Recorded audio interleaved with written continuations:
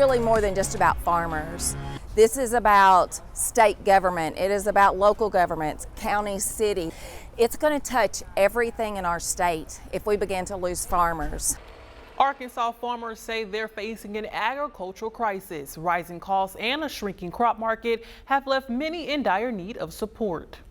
Thanks for joining us this weekend here on THV 11 Plus. I'm Tamer Knight. Your 11 on 11 weekend wrap up begins with Maya Ellison, who is digging deeper into what's causing this income crisis for farmers and what's being done to fix it. We're beyond ripple, we're beyond crisis, we're to tsunami. Row crop farmers across Arkansas are sounding the alarm, pushing for help before it's too late. We're looking at 1 to 3 farms. 1 out of every 3 farms going out of business right now. Representative and farmer herself, Deanne Vaught, explains the message her and other agriculture leaders discussed during Tuesday's public meeting in Stuttgart. They say it's a tough situation for farms, many of which have been around for decades. The heartache of having to decide if I can carry on with the 5th generation farm or the 4th generation farm, and knowing that it lands on me if I don't move forward.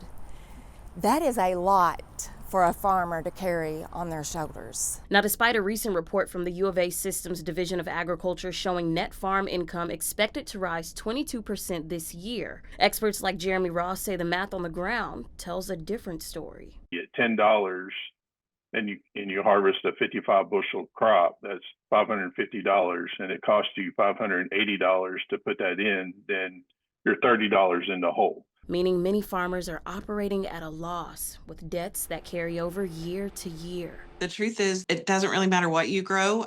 You are projected to lose money on an acre, really no matter what you've planted on it. Brandy Carroll with the Arkansas Farm Bureau Federation says inflation, tariffs, and global conflicts have all driven up costs, while crop prices remain depressed. And while experts say the Big Beautiful Bill Act will provide $66 billion in new farm investment starting in 2026, Carroll says by then it's too late. And so they're facing a really hard choice right now, how to keep their families on their farm and how to maintain their way of life. And so there will be a lot of people making really hard choices. For THV 11 News, I'm Maya Ellison. Our coverage continues this week at Willow Bend Apartments in Jacksonville, a condemned complex where some families are still waiting for help to move out. On Monday, officials announced the U.S. Department of Housing and Urban Development will coordinate tenant protection vouchers covering relocation costs. For families still inside, they say it can't come fast enough. Had somebody come and break my back door in while me and my child was in here watching TV. It's been hell out here. City leaders moved to shut the property down in July. Since then, residents reports break-ins, stripped units, and flooding from stolen water heaters. Now, some tenants have their vouchers in hand, starting a 60-day window to find new housing. We were all under the impression that everything was figured out for us. They got properties picked out for us, that we were just going to get a voucher, move in, and it'd be done. We have to look for the places. That's stressful. The city says that 60 days is only an estimate and no one will be penalized if it takes longer. Officials declined an on-camera interview saying they're focused on helping families relocate. And also making headlines this week, Tommy Norman announced his retirement from the North Little Rock Police Department. The news came just a week after he was arrested for domestic battery. Norman has millions of followers on social media, an audience he's grown after years of posting proof of what he calls community policing. His arrest on September 13 was in connection to what investigators called a domestic violence incident. This week, Norman told THV 11's Faith Woodard he knows the public's perception about him may have changed. It was embarrassing. I'll be totally honest with you, Faith. But it's a chance for us to grow as a couple, and it's also a chance for me. I know people are disappointed in me. Yeah. Regardless if the incident was right or wrong or indifferent, I know people right now are looking at me different. And I want to show them that the Tommy Norman that they've known in the community for almost 30 years, I'm the same person. You can watch the full conversation right now on THV 11's YouTube page. And some major changes are coming to the way child care facilities receive state funds for families in need. THV 11's Carter 3 breaks down what's happening and the impact the move could have on a lot of businesses. We only have 10 days to figure all of this out. It's not a very long time, but come October 1st, major changes to the way child care works in the state of Arkansas will take effect. In the past, the Better Beginning system rated Arkansas child care centers and reimbursed them based on that. You get assessed and you invest all this money and time, and you get to certain levels where you get certain levels of pay. When you get these levels of pay, then you use that money to put into the quality of care for your children. Larissa Dixon with Toodle Tots Daycare in Benton recently learned that won't be the case much longer. Starting next month, child care providers statewide will all be reimbursed at the same market rate. Don Collier owns a child care facility in Sheridan and says for places at levels 3 through 6, there will be a huge drop in funding. They will all now get the same amount, which is at the level 2 Better Beginning. So it doesn't matter if they're a level 7, level 4, level 2, they will all get the same amount of reimbursement for their quality rating. For facilities that have gotten used to those higher funds, they feel like a rug has been pulled out from under them. Dixon says Toodle Tots is expanding its playground right now. She told us that will have to stop when the changes take effect, and that's just the beginning. You increase your staff's pay, and you buy all the extra toys, and you have 150 blocks, and you do all the things that they want you to do to get the raise. You give them the raise, and now they're taking the raise back.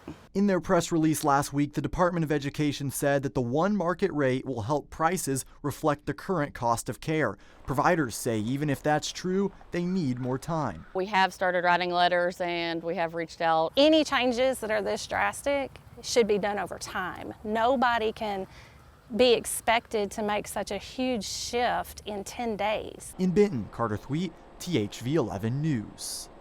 Now, we reached out to the Department of Education for further comment, and they referred us back to their press release from Friday. You can read it right now on thv11.com.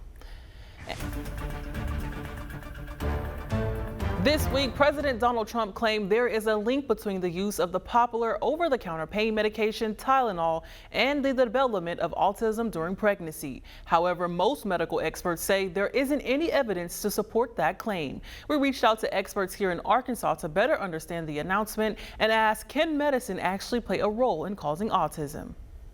On Monday, President Donald Trump addressed claims about a link between autism and the use of acetaminophen, like Tylenol, during pregnancy. We at THV 11 took these claims to the experts. The thing I know is that there is no connection between any pain medication and autism. That's Dr. Sabine Falls, a clinical psychologist at Pediatrics Plus. For 30 years, she's assessed autism and explains that there's no single known cause. How do you typically answer a parent who says, what is the cause for my child's autism? What would you say?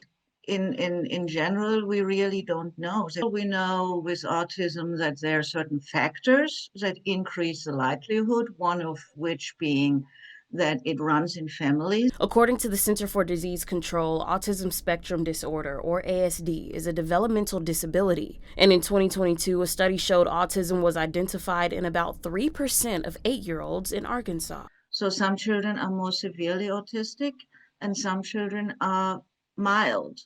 And so that's why we talk about a spectrum. It's not like a box where you are either in or not. Parents like Nicole Patterson understand that variety. Her 5-year-old son was diagnosed with autism. She says he shows different signs than other children. He wasn't talking as much as he should.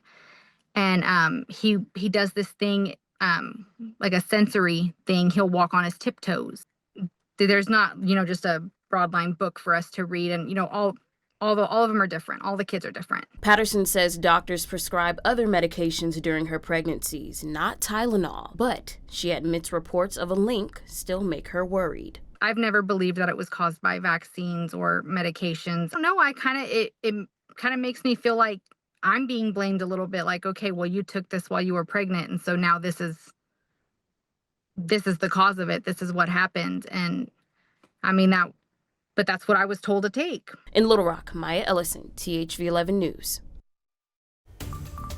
Still to come on your 11/11 weekend wrap-up, a lot of changes are coming for Arkansans and who uses SNAP benefits. More on how a possible government shutdown could also impact those programs. Plus, the capital city is asking for your help to shape plans for the downtown area. We'll tell you how you can weigh in on the 30 Crossing Park project after this.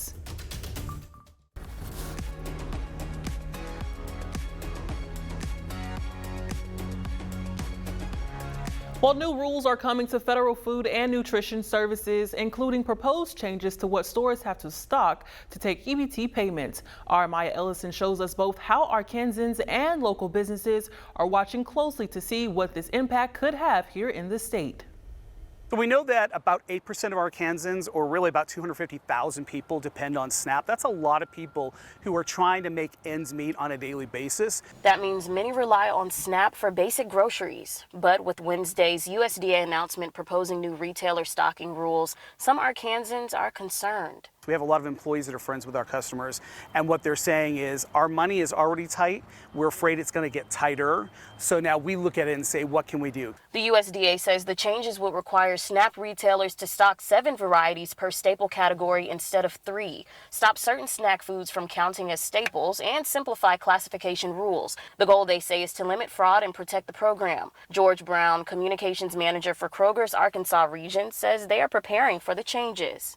We're following all of those guidelines, that sort of thing. So while a lot of things are kind of in flux, we are always having our ear to DC. And at the same time, the U.S. Office of Management and Budget has told federal agencies to plan for possible layoffs if a government shutdown happens, adding more uncertainty for SNAP participants. We're listening to what's happening with the customers and trying to find a way that we can help out, even if it's lowering a price a little bit, something we could do like that, and making it easier for customers using SNAP to know which items do count for SNAP. Sylvia Blaine, CEO of the Arkansas Hunger Relief Alliance, says, quote, a shutdown could put even more strain on households already trying to stretch their food budgets. UA Little Rock economics professor Joshua Silverstein explains the uncertainty families face during a shutdown. We are more dependent on support from the federal government as a state than a lot of wealthier states are. So a lot of people will be negatively impacted. How much impact it will have on the economy, unless the shutdown goes for a long time, I wouldn't expect a lot of impact. For Arkansas families relying on SNAP, Silverstein says both the proposed changes and the threat of a shutdown could affect how they access food, though the full impact won't be known until it happens. Now, Arkansas Governor Sarah Huckabee Sanders told THV11 this week in a statement that she's excited about the changes. The Department of Human Services says it supports efforts to increase food healthy options and improve program integrity.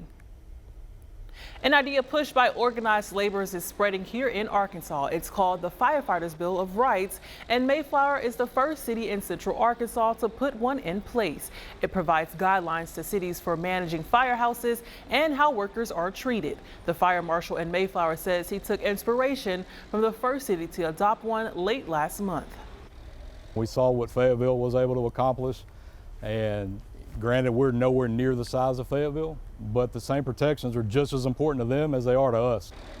Among the protections written into the Bill of Rights, due process for firefighters and disciplinary hearing, and shielding workers who express their political views while off the clock. The union representing Little Rock's firefighters told us they're interested in adopting it next. The city of Little Rock is moving forward with this downtown master plan, and they're looking for more input. The downtown partnership has been showing off its vision for a flagship park over I-30 crossing. THV11's Kathy Rowley shows us what's in plan and what it could cost and how you can weigh in. It's everyone's neighborhood. That's how the Downtown Little Rock Partnership describes downtown. And though the master plan that was unveiled this last weekend, they are hoping to bring more amenities to the city. Is a very realistic, and I mean, we are working towards this, and so this is going to completely change downtown. It's going to completely change the River Market. Last weekend, the Food Truck Festival was moved to the green space near the River Market area, more commonly known as 30 Crossing Park. Taking this land and turning it into something that's a flagship park, a tourist destination, a destination for anyone really who lives here, we have the opportunity to create something really special for the people of Little Rock and for everyone who comes to visit. The downtown partnership is also hoping that the park will encourage new development nearby, including potential housing to help with the hopeful increase in the downtown population. They're hoping to double what there is now, but building isn't cheap. They estimate if we were to build everything that's in those renderings in the plan, they estimate it's somewhere around $70 to $90 million.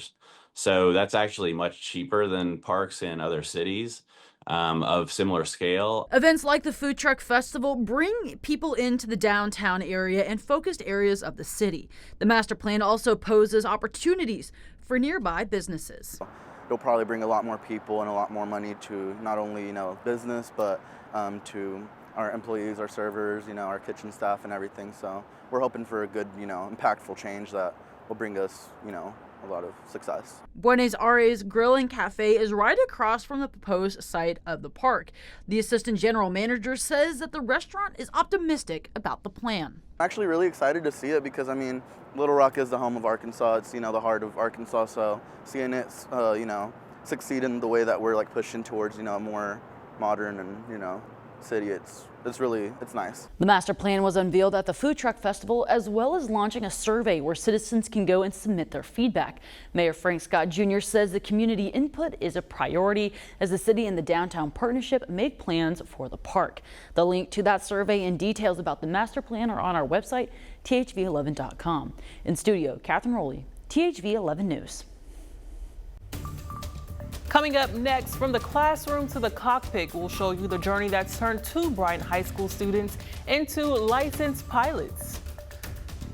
Plus, we'll show you how one local school district's weekly lunch special is winning the hearts and stomachs of their students. That's next, but first, let's eat it up. At the end of the day, I'll smell my hands. I'm like, they still smell like sugar. I know, so weird. Only time it's cool to do that. Only time it's cool to do that. This week on Eat It Up, we have made our way to Russellville.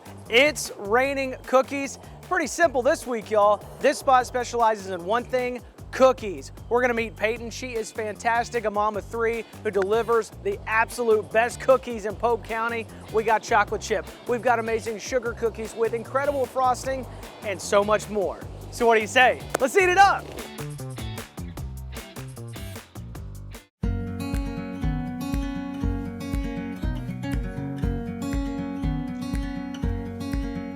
Okay, I started 9 years ago, right after I had my first daughter, Rain. It's R-E-I-G-N. Kind of just a play on that. I was a stay-at-home mom, just needing something to do because newborns, they don't really hang out with you a whole lot. And I thought, I had always baked with my mom before, and so I thought, I want to learn how to make these cookies. It was a newer thing, not a lot of people had them. And from there, I just made them for friends and family, and somebody was like, you should do this as a business. And I was like, okay. So I did for 4 years from home, and then in March of 2020, I came here to this location, and I've been here ever since.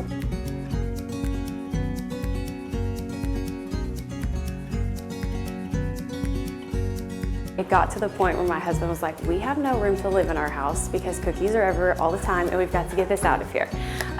So that's why we came here, and it's just insane. Busy all the time.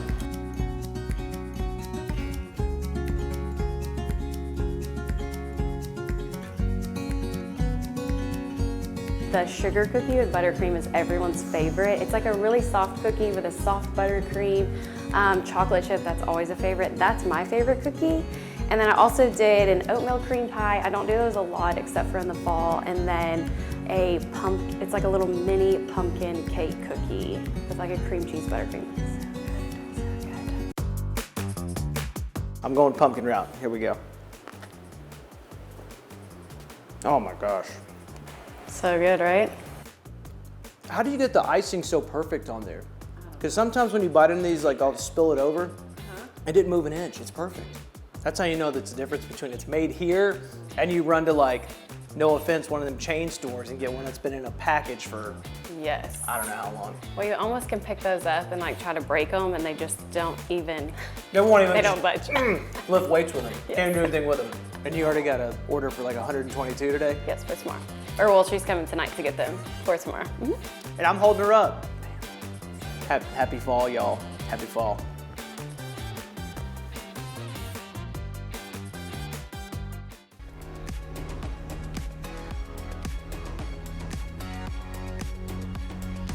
We've all heard the phrase, the sky is the limit, but 2 Bryant students are proving that it actually could be further than that. THV 11's Brooke Buckner caught up with a couple of seniors making history in the Bryant School District and reaching their goals thousands of feet in the air. I was like shaking in my seat. That's Bryant senior Kennedy Torres describing the moment she found out she got a scholarship from the Air Force Flight Academy. It's about a $27,000 scholarship, and out of the 1,200 applicants, only about 194 were selected. And you're looking at 2 of them. Marion Boudou and Kennedy Torres are the first students in the Bryant School District to earn this scholarship and their private pilot's license. I just like pacing around and just trying to realize like this actually happens, right? I actually got this, it's not a joke. Nope, it's not a joke. This past summer, Boudou took his flight training at Purdue University while Torres went to East Carolina University. We went through flight hours, we went to our ground school to learn the basics in order to be a private pilot so we can fly a plane by ourselves. With real hands-on experience in the cockpit. Just realizing what it actually takes is like really mind-opening on like a career field. It's like, do I really want to do this? And actually flying is like, actually locked it in for me. I know for a fact that flying is going to be in my future. They both knew from a young age this is what they wanted to do. Now that dream has become reality. I was jumping, I was so excited. The smiles say it all. They say it's a risk worth taking, and no matter how young or old you are, Boudou says don't let it stop you from trying something new. Don't be afraid to actually take it on. It's important to, like, if you truly love something, to fight for it and just keep on pushing on it. That's what I got from it. The sky is not the limit.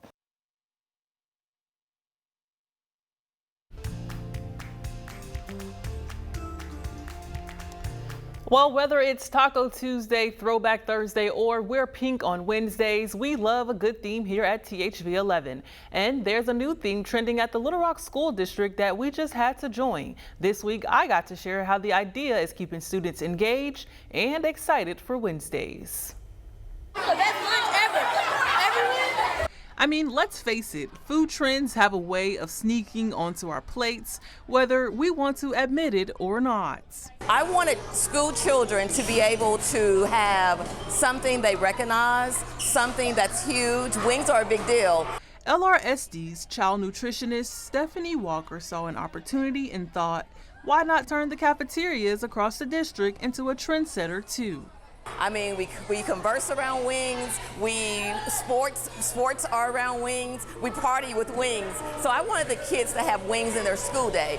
Since the launch of Wing Wednesday about 1.5 years ago, Walker says the support has been overwhelming. It was such a heartfelt moment for a child nutrition program to have students reaching out to us and telling us the difference that those wings made in their school day. And as a lover of wings, of course, I went to see what the hype was all about.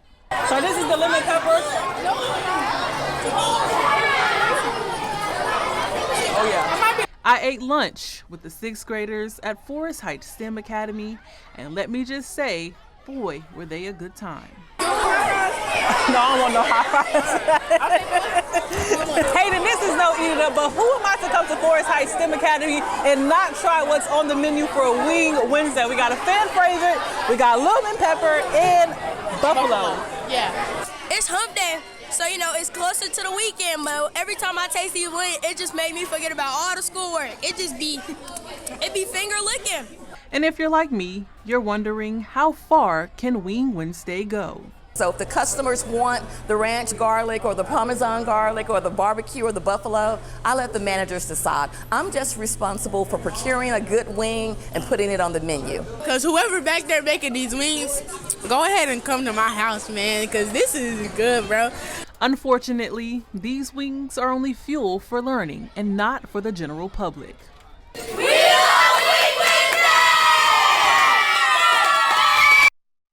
Well, that's going to do it here for 11 on 11 Weekend Wrap Up. I'm Tamer Knight, and we'll see you again next week right here on THV 11+.